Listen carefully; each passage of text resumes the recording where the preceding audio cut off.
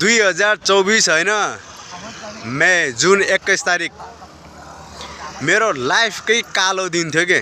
जुन दिन मलाई 11 केबी करेन्टले समातेको थियो।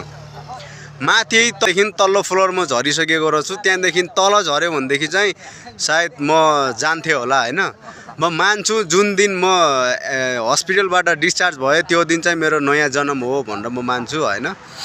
किन भन्दाखेरि मेरो थुप्रै पैसा पनि सकियो, तर म त्यति लाचार पनि थिइनँ कि मैले सबैलाई माग्दै हिँड्दै गरौँ हैन। तैपनि मेरो परिवारले चाहिँ भनेछ अब दीपकलाई धेरै खर्च भइसक्यो, सहयोग गर्नुपर्छ भन्ने कुराहरू चाहिँ गरेछ हैन। तर एकजनाले चाहिँ के भन्छ कि त्यो भाडुलाई खर्च सहयोग गर्नु, त्यो भाडु त हो त्यसलाई क्या सहयोग गर्नु भन्ने अरे के। तर तपाईँ सायद आफन्त नपरे पनि गाउँकै पर्नुहुन्छ होला हैन, दाजु नै पर्नुहुन्छ होला। त्यो अप्ठ्यारो पर्ने दिन हैन नकनक गरेर आउँदैन के। मलाई परेको थियो, तपाईलाई पनि पर्न सक्छ। जब तपाईको 2-400 को ले गर्दाखेरि मेरो उपचार पुरा हुने त थिएन नि हैन। तैपनि 1 वर्षपछि थाहा पाएँ डाक्टरले मलाई 3 वर्षसम्म काम नगर्नु भनेको थियो।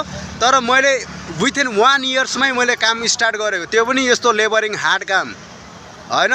देखाउनलाई हो के, यो कमजोर नसमझ्नु के। अहिले मलाई गाह्रो पर्यो हैन, मलाई पर्यो हैन, भोलि तपाईलाई पनि पर्न सक्छ। तपाईको सहयोग मैले तपाईलाई सहयोग गर्न सक्छु के पछि हैन।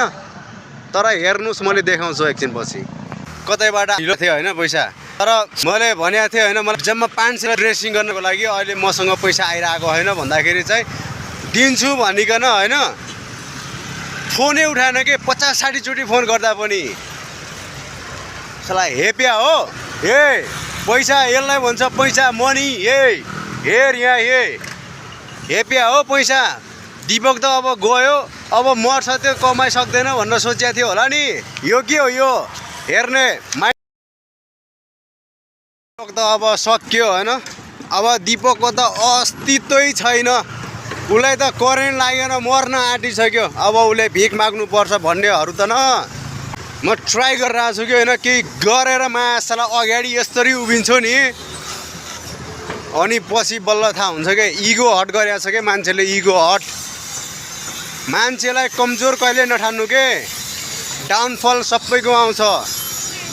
मेरो थियो, अरूको पनि आउन सक्छ। जसले मलाई त्यस्तो सोचेको थियो नि त्यसको पनि आउँछ, म भन्दा चाँडो आउँछ त्यसलाई। त्यही भएर पनि मलाई जिन्दा राखेको हो जस्तो लाग्छ के देखाउनलाई।